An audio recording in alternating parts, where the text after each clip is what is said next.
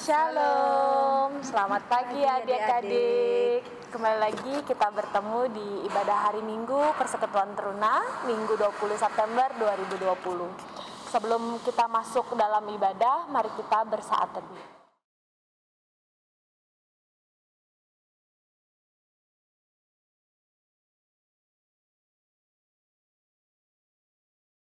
Saat teduh selesai, kita akan masuk dalam ibadah. Kita akan menghadap Tuhan. Kita angkat satu pujian dari Kidung Muda-Mudi 3, bait yang pertama, Semua yang Tercipta.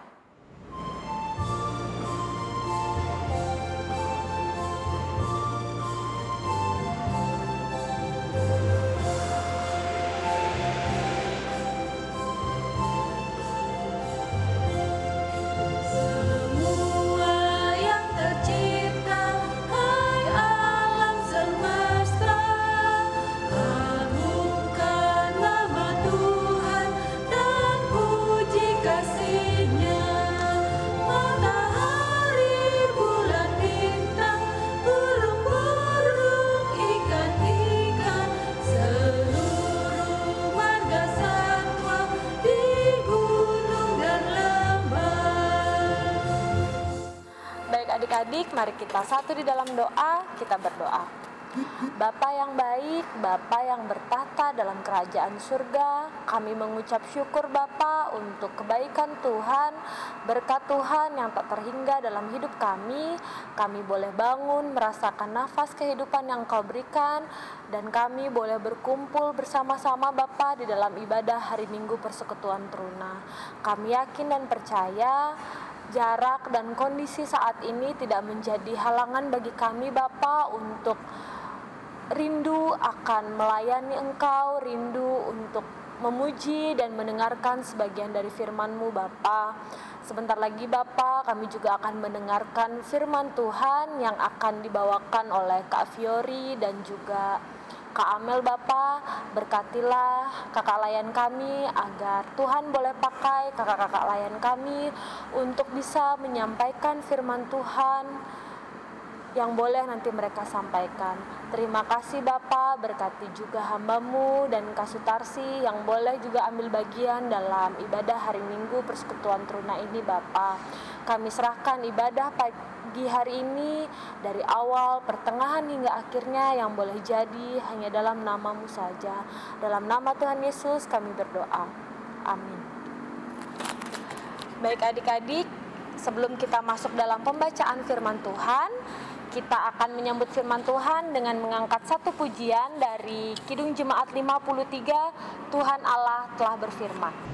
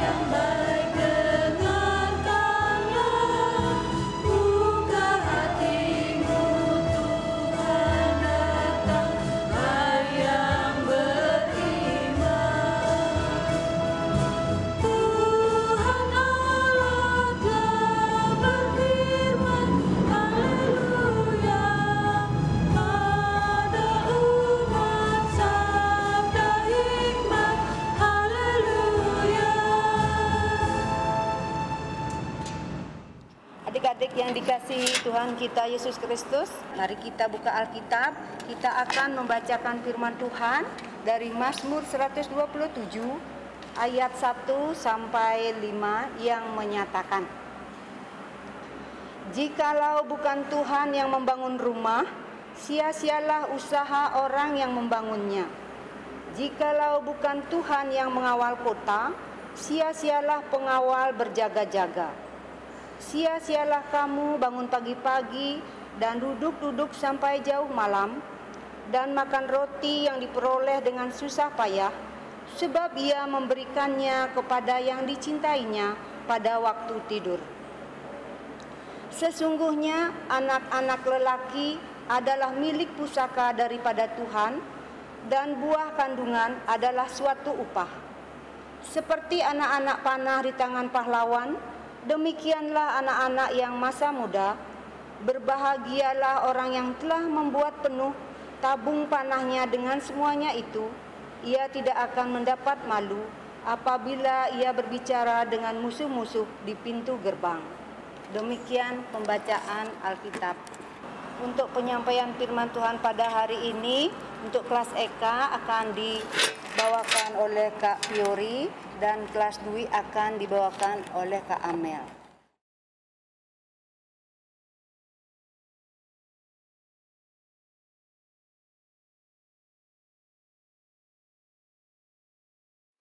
Shalom Sobat Teruna yang dikasihi Tuhan Yesus Kristus. Selamat berjumpa lagi adik-adik dalam ibadah hari Minggu Persekutuan Teruna kita. Hari ini Minggu 20 September 2020. Bacaan kita pada pagi hari ini yang sudah dibaca bersama-sama tadi terambil dari Mazmur 127 ayat 1 sampai dengan ayatnya yang kelima. Adik-adik Teruna yang dikasihi Tuhan Yesus Kristus, ada seorang petinju kelas dunia ya, yang adik-adik mungkin banyak yang udah tahu, yang bernama Manny Pacquiao atau biasa disebut julukannya tuh Pac-Man gitu ya. Ia adalah seorang petinju yang memiliki rekor 57 kali kemenangan, 37 KO, 7 kalah dan 2 seri gitu ya. Tetapi banyak sekali media-media mencatat bahwa prestasinya dia bukan hanya itu saja gitu ya, bukan hanya rekor dunia di dalam ring tinju, tapi dia pun berani bersaksi tentang iman percayanya, yaitu kepada Tuhan Yesus Kristus. Bahkan ada suatu pertandingan dia sebenarnya kalah, tapi setelah pertandingan itu dia menceritakan iman percayanya dia kepada lawannya saat itu, dan dia berkata bahwa justru dia merasa itulah prestasi terhebatnya karena dia memiliki Tuhan Yesus di dalam hidupnya. Nah, adik-adik, apa yang dilakukan oleh Bapak Manny Pacquiao ini ya, atau Pac-Man ini, itu mungkin agak jarang ya kita temukan saat ini, ketika orang dia sudah besar, sudah masyhur, memiliki segalanya, tapi tidak malu, tidak takut untuk mengungkapkan siapa di balik kemenangan, siapa yang menjadi sosok pribadi di balik kemenangannya itu. Bahkan pada saat dia kalah pun dia berani bersaksi juga bahwa hidupnya itu adalah milik Kristus. Nah, adik-adik yang terkasih dalam Tuhan Yesus Kristus, hidup mengandalkan Tuhan itu ternyata adalah panggilan untuk setiap orang yang mengaku anak-anak Tuhan. Jadi mau dia itu seorang yang terkenal atau orang biasa-biasa saja, atau dia adalah seorang yang hebat banget gitu ya. Kalau orang sudah memiliki relasi dengan Tuhan, tentu dia tidak, itu seperti natural, seperti alami saja dia bersaksi bahwa dia hidup mengandalkan Tuhan. Di zaman Perjanjian Lama, Alkitab kita mencatat ada seorang raja juga yang dia jauh lebih tenar, jauh lebih terkenal dari Manny Pacquiao ini ya, bahkan kekayaannya berlipat-lipat kali ganda gitu ya adik-adik, yaitu Raja Israel, anak dari Raja Daud, yaitu Raja Salomo adik-adik. Salomo adalah Raja Israel yang kita kenal karena kebijaksanaannya, karena hikmatnya yang begitu luar biasa, termasuk kemegahannya. Adik-adik perlu tahu bahwa masa puncak kerajaan Israel secara politik itu memang ada pada masa pemerintahan ayah dari Raja Salomo, yaitu Raja Daud. Tetapi secara kesejahteraan ekonomi, itu justru adanya pada masa pemerintahan atau masa kerajaan pimpinan Raja Salomo adik-adik.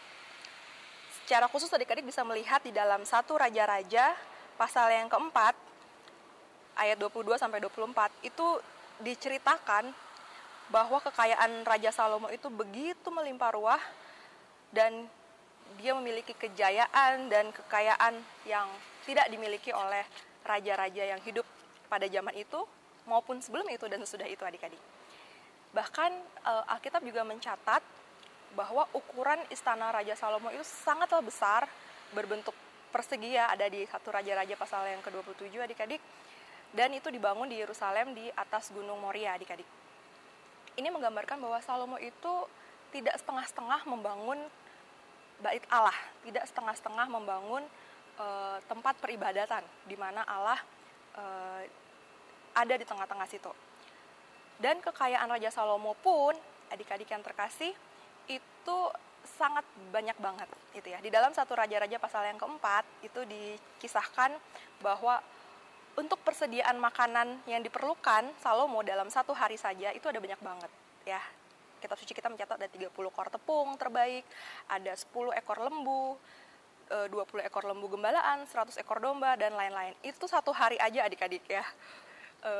Bandingkan sama kita aja ya, kita 1 ekor aja hewan ya, itu bisa nggak habis kan, pasti makan sendiri, pasti kita akan bagi itu dengan tetangga kiri kanan, bahkan itu bisa buat KPS gitu ya, pengucapan syukur gitu ya. Tapi Salomo dalam sehari saja dia menghabiskan ratusan ekor hewan dan makanannya berlimpah sekali. Bayangkan kekayaan yang dia miliki. Kuda yang dia miliki juga ada 4.000 kandang. Kandang ya adik-adik, 1 kandang nggak tahu isinya berapa ekor kuda. Tapi penunggangnya ada 12.000. Itu Alkitab mencatat itu semua ya. Jadi di dalam Perjanjian Lama itu dikisahkan bahwa kekayaan dan kejayaan Raja Salomo itu begitu megah, begitu luar biasa. Bahkan tahta Salomo ya, istana Salomo itu terbuat dari gading dan disalut dengan emas. Jadi terbuat dari gading, kemudian baru disalut dengan emas tua yang ada 6 tingkat. Kemudian ada 2 singa di samping kiri kanan singgasananya itu tahtanya. Kemudian di masing-masing tingkat tadi 6 itu ada masing-masing sepasang singa adik-adik. Kemudian perkakas minuman Salomo itu terbuat dari emas. Kemudian tidak ada barang perak pada zaman Salomo ya. Kalau zaman sekarang kan kita perhiasan perak itu juga lumayan mahal ya. Tapi pada zaman Salomo itu semua penuh dengan emas adik-adik. Bahkan perak itu tidak ada nilainya, tidak ada nilainya. Itu sama seperti batu gitu ya, yang berserakan di mana-mana, dibuang orang gitu ya. Karena semua itu emas, terbuat dari emas gitu. Nah, adik-adik yang dikasih Tuhan Yesus Kristus, bayangkan betapa besar, betapa megah, betapa berlimpahnya apa yang dimiliki oleh Salomo ini ya. Kemudian dari bacaan yang kita baca hari ini adik-adik, Mazmur 127 ini, itu adalah kisah ketika Salomo sedang selesai membangun bait suci dan juga istananya adik-adik. Adik-adik perlu tahu bahwa untuk membangun bait Allah itu menggunakan biaya yang tidak kecil, kemudian sangat mahal, sangat besar, dan kemudian arsitekturnya itu juga sangat megah adik-adik. Nggak sebarang tukang gitu ya, itu benar-benar dihitung, diperinci, dikonsepkan dengan betul-betul luar biasa ya. Jadi di sini kita bisa lihat ya hikmat Salomo ya, dia sebagai raja yang bisa memimpin dengan bijaksananya, tapi dia juga adalah seorang penulis ya, penulis Mazmur, penulis Amsal, dan juga dia itu adalah seorang arsitektur handal. Begitu banyak talenta yang dia miliki, begitu banyak hikmat yang Tuhan kasih untuk Salomo adik-adik. Sebenarnya rencana pembangunan bait Allah ini sudah ada sejak zaman ayahnya, yaitu Raja Daud.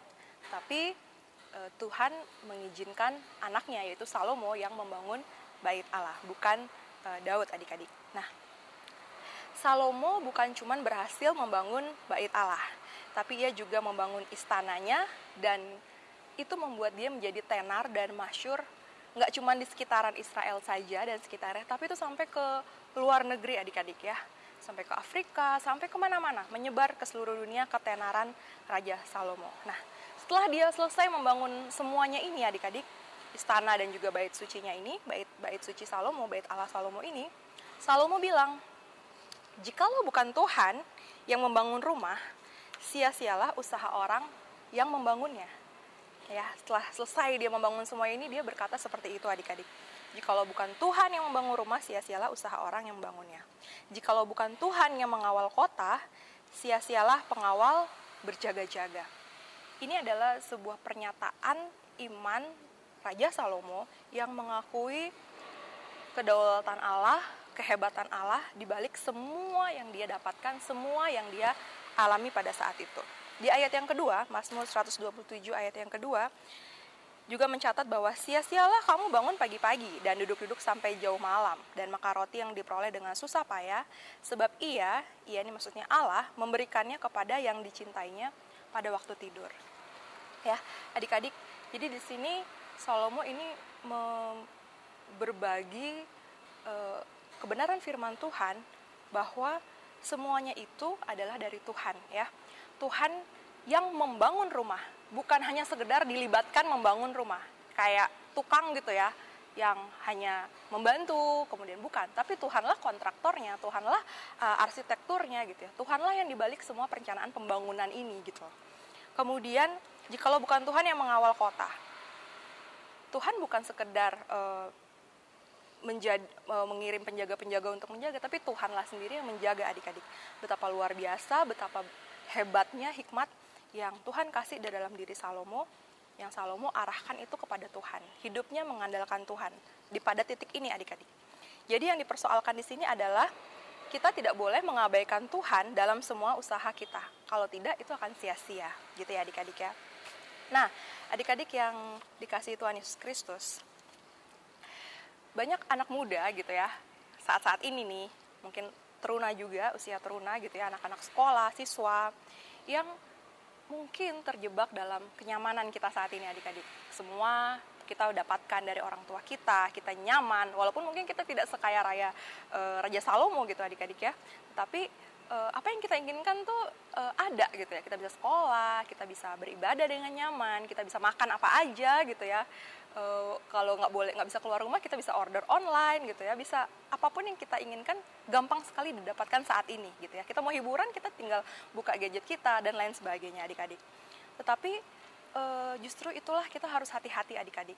Kalau kita tidak berhati-hati, kalau kita tidak berjaga-jaga, kita menganggap itu semua adalah punya kita, itu semua karena kehebatan kita gitu, karena kehebatan orang tua kita. Tapi firman Tuhan hari ini mau mengingatkan kita bahwa kita harus menjadi anak-anak Tuhan yang mengandalkan Tuhan, yang punya kepekaan untuk mengerjakan anugerah yang Tuhan berikan, ya adik-adik ya. Tuhan Yesus sendiri mengatakan bahwa kehadiran Yesus itu jauh lebih besar daripada Salomo. Dalam hal apa itu? Ya, Injil menulis dalam Matius dan Lukas bahwa diri dan sosok Yesus itu jauh lebih besar dari Salomo. Adik-adik bisa baca di dalam Matius atau Lukas ya adik-adik.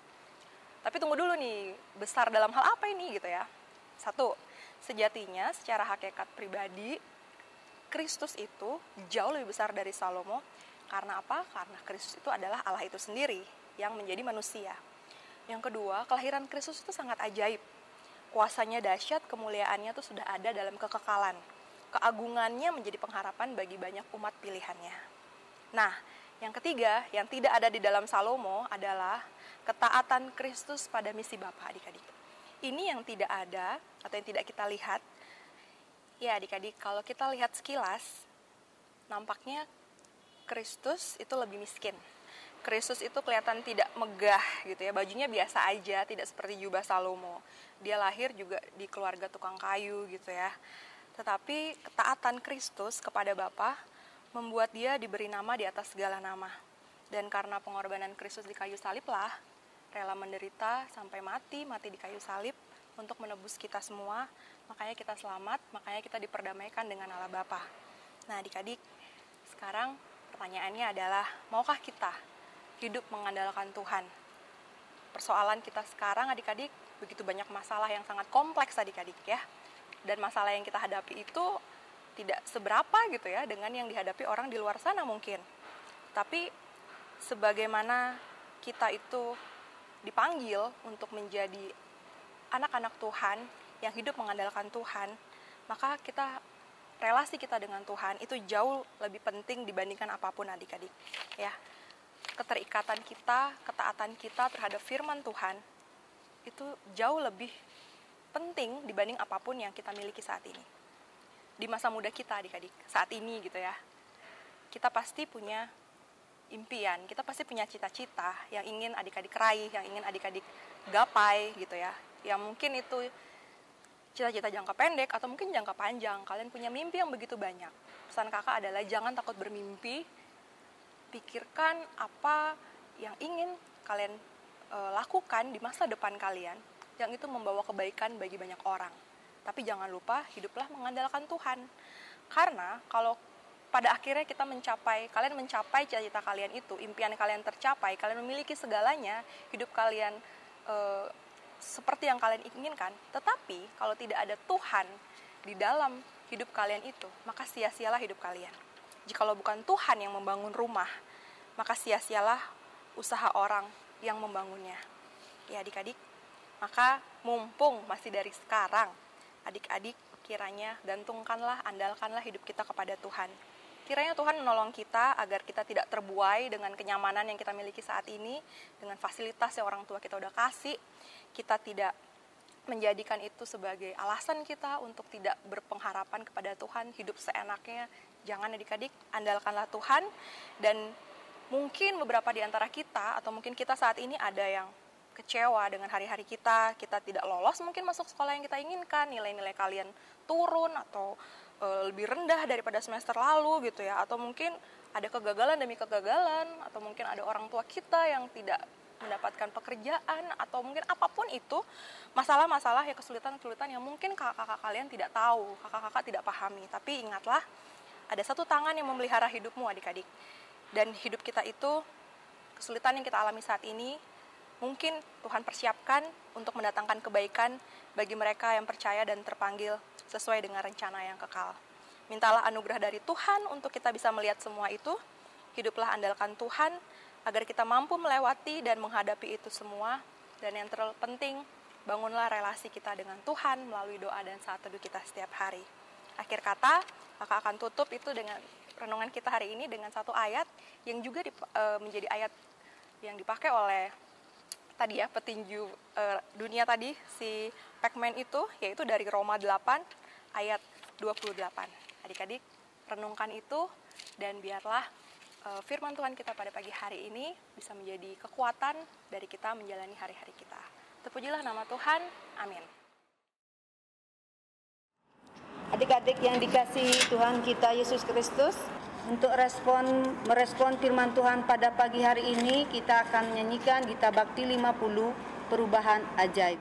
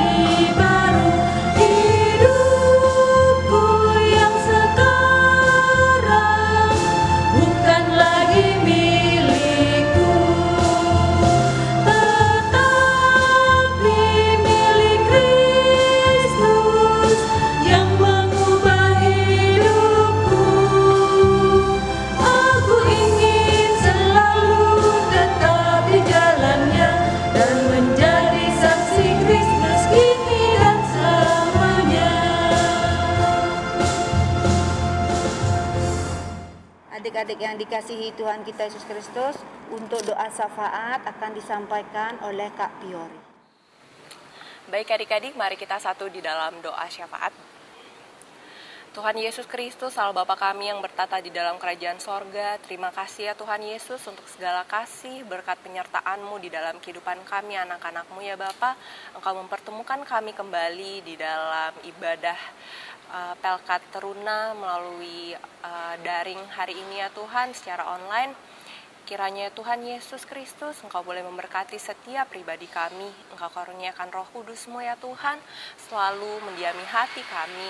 Terlebih tadi firman yang sudah baru saja kami dengarkan ya Tuhan, agar supaya boleh menjadi pedoman di dalam kehidupan kami ya Tuhan, boleh selalu kami ingat, terlebih kami laksanakan di dalam kehidupan kami sehari-hari. Ingatkan kami untuk selalu mengandalkan Engkau di dalam setiap kehidupan kami ya Tuhan. Apapun yang terjadi, kiranya kami tidak goyah dan selalu berpengharapan ke dalam tangan pengasihan-Mu saja ya Bapa. Tuhan Yesus Kristus, kami pun mau membawa di dalam doa syafaat ini bagi bangsa dan negara kami ya Bapa. Engkau tahu problema yang dihadapi oleh bangsa dan negara kami ini, terlebih juga yang terjadi di seluruh dunia ya Bapa, yaitu pandemi COVID-19 ini ya Tuhan. Kami serahkan kehidupan kami ke dalam tangan pengasihan-Mu ya Bapa. Engkaulah yang mampu melakukan mujizat-mujizat di dalam kehidupan kami. Engkaulah yang mampu melakukan segala perkara ya Bapa. Kami berdoa agar kami bisa melewati masa pandemi COVID-19 ini dengan baik ya Tuhan.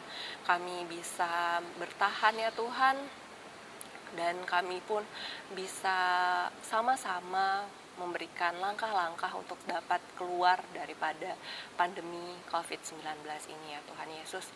Tuhan, Kau berkati pemerintah kami yang mengatur pemerintahan kami agar supaya bisa memberikan kebijakan-kebijakan yang baik ya Bapa, guna kami bisa menangani COVID-19 ini ya Tuhan.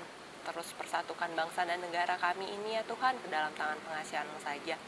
Tuhan Yesus Kristus, kami pun mau berdoa bagi gereja kami GPIB Maranatha Denpasar ya Tuhan.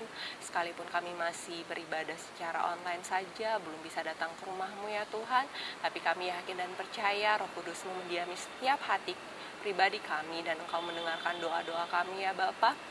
Kiranya Kau berikan kami kesatuan juga sebagai umat Kristen ya Bapa, untuk sama-sama mendoakan segala apa yang terjadi di bangsa dan negara kami ini ya Tuhan. Kami boleh mendukung satu sama lain ya Bapa. Engkau berkati program-program persekutuan teruna juga ya Bapa yang akan datang nantinya. Kiranya Tuhan berkati juga pengurus-pengurus, pelayan-pelayan yang baru ya Bapa dalam masa tugasnya nanti. Tuhan berkati ya Tuhan Yesus.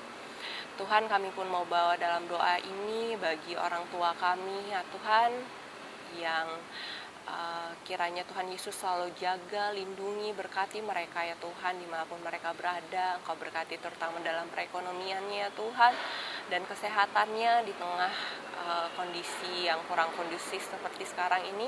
Kiranya mereka selalu dalam lindungan tangan pengasihan-Mu saja ya Bapa. Kami pun anak-anak-Mu, kiranya Engkau sebagai anak-anak teruna, Engkau mau memberkati kami ya Bapa. Engkau berikan kami hikmat, akal budi, kepandaian daripada-Mu, terutama dalam kami melaksanakan sekolah online ya Tuhan, agar supaya kami boleh melakukan setiap tugas tanggung jawab kami dengan bertanggung jawab dan sungguh-sungguh ya Bapa, dan kami boleh mendapat hasil yang baik seturut dengan apa yang kami kerjakan ya Bapa. Kami serahkan hidup kami ke dalam tangan pengasihan-Mu ya Bapa. Jadilah pada kami seturut dengan kehendak-Mu. Inilah doa serta ucapan syukur kami yang kami alaskan hanya dalam nama Tuhan Yesus Kristus yang sudah mengajar kami berdoa. Bapa kami yang di surga, dikuduskanlah nama-Mu, datanglah kerajaan-Mu, jadilah kehendak-Mu di bumi seperti di sorga. Berikanlah kami pada hari ini makanan kami yang secukupnya, dan ampunilah kami akan kesalahan kami, seperti kami juga mengampuni orang yang bersalah kepada kami. Dan janganlah membawa kami ke dalam pencobaan, tetapi lepaskanlah kami daripada yang jahat.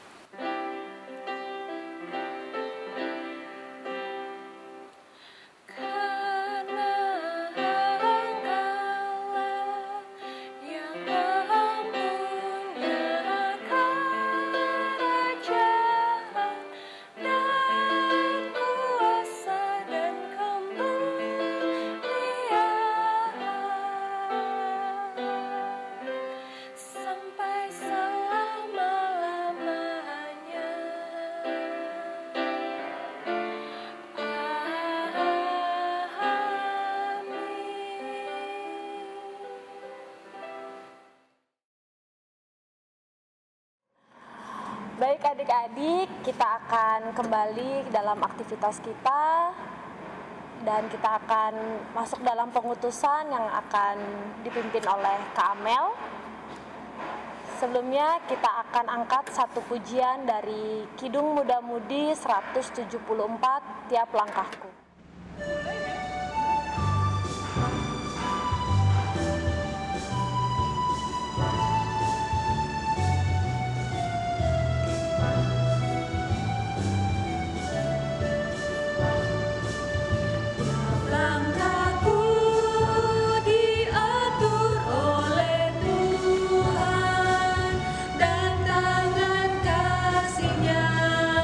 Memimpinku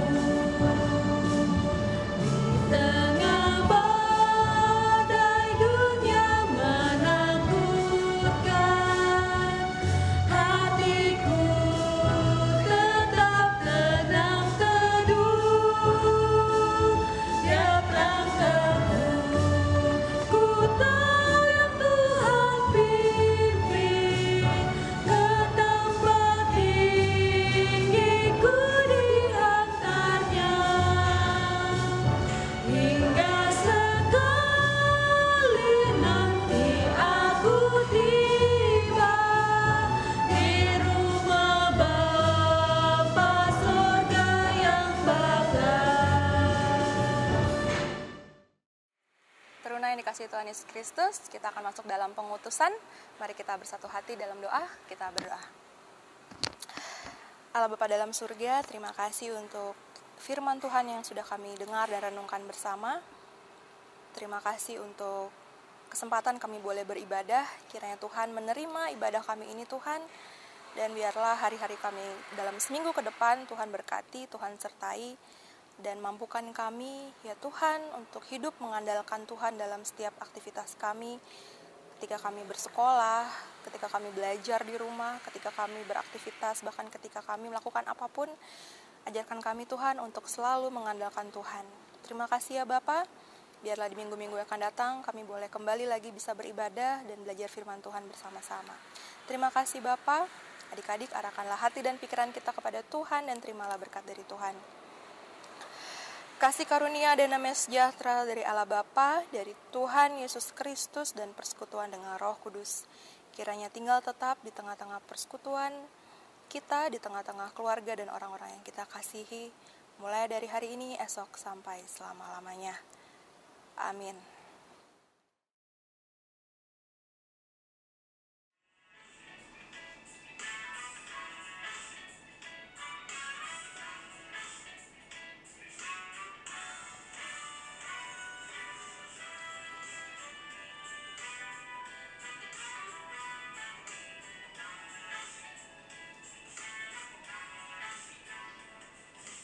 Bila topan keras melanda hidupmu, bila putus asa dan letih lesu, berkat Tuhan satu-satu hitunglah, kau niscaya kagum oleh kasih-Nya.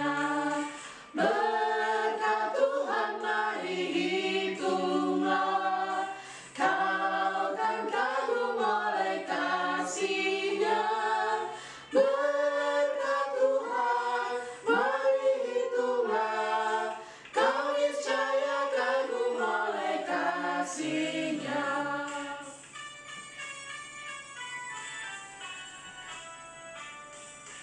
Adakah